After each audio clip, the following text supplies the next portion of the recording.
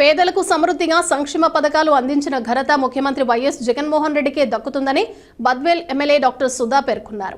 మంగళవారం సాయంత్రం బద్వేల్ మున్సిపాలిటీ పరిధిలోని గాంధీనగర్ సచివాలయంలో ఏపీకి జగన్ ఎందుకు కావాలి అనే కార్యక్రమాన్ని నిర్వహించారు.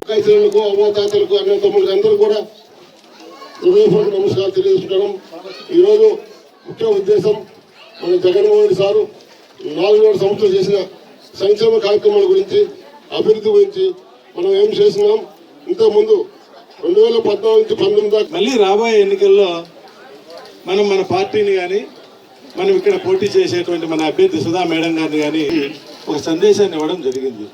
మరి దీంతో భాగంగా ఈరోజు ఈ సచివాలయంలో గాంధీనగర్ సచివాలయంలో 22వ వార్డు 21వ వార్డు సచివాలయాలకు సంబంధించి ఇక్కడ ఉన్నటువంటి పెద్దలందరూ కూడా రావడం జరిగింది. మరి ఏమేమి చేయింది అన్ని విషయాలు పోతే సంక్షేమం మీకు ఇంకా పెద్ద ఎత్తున అందరికి కూడా అందింది.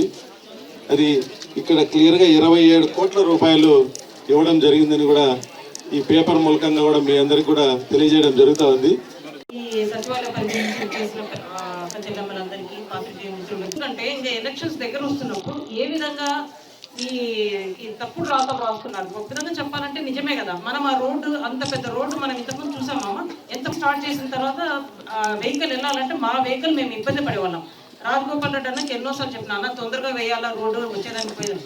నేను ఎప్పుడో ఒకసారి పోయేదానికే నేను కష్టపడుతుంటే రోజు మీరంతా ఇబ్బంది పడి ఉంటారు. ఈ రోజు ఈనాడు వాళ్ళు రాస్తారు నాసిరకం రోడ్డు అని. వాళ్ళ టైంలో వేశారమ్మా ఈ రోడ్లు. 2019 మా ఆయన ఎన్నికలప్పుడు నేను ఒక 4-5 వీధులు తిరిగినప్పుడు ప్రతి చోట నీళ్ళకి ఇబ్బంది చెప్పినారు. ఈ రోజు ఎవరు నీళ్ళ గురించి మాట్లాడటం లేదు. ఎందుకంటే ఆ కష్టం గడిచిపోయింది, మనకు అది గుర్తులేదు. ఎక్కడ పోయినా ఇప్పుడు అందరూ వచ్చి రోడ్లు లేవంటారు.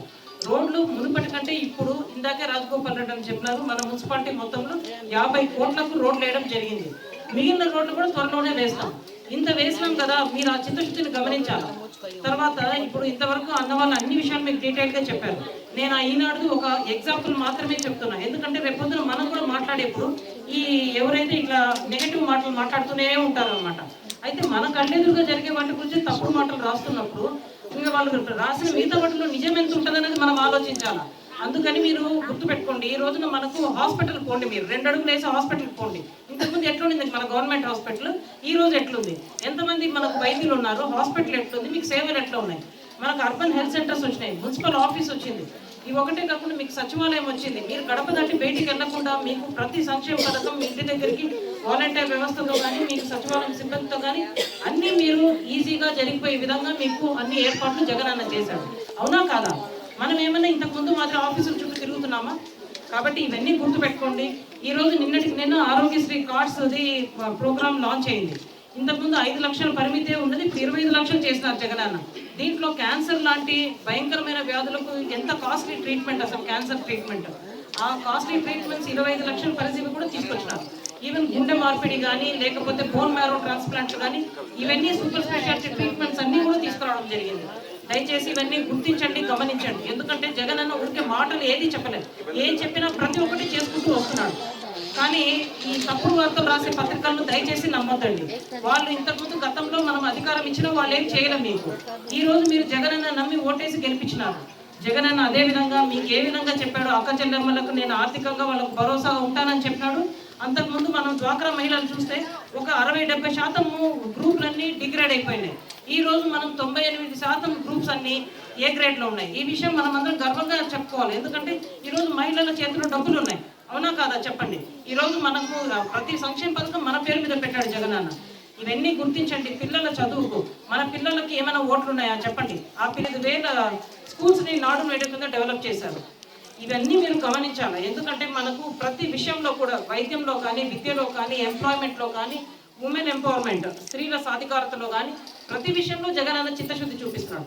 రైతుల విషయం తీసుకుంటే మనం ఎక్కడో మొత్తం దేశంలో 27వ స్థానంలో ఉండింది వ్యవసాయం.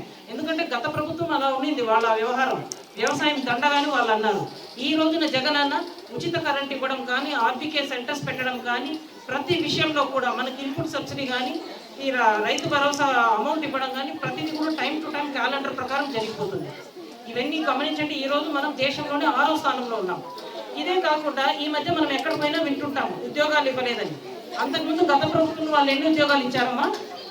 నాకు తెలిసి 13,000 16,000 ఉద్యోగాలు ఇచ్చారు వాళ్ళ 5 ఏళ్లలో. వచ్చి రాగానే సచివాలయం సిబ్బందులకి 1,25,000 మందికి ఉద్యోగం ఇచ్చినారు.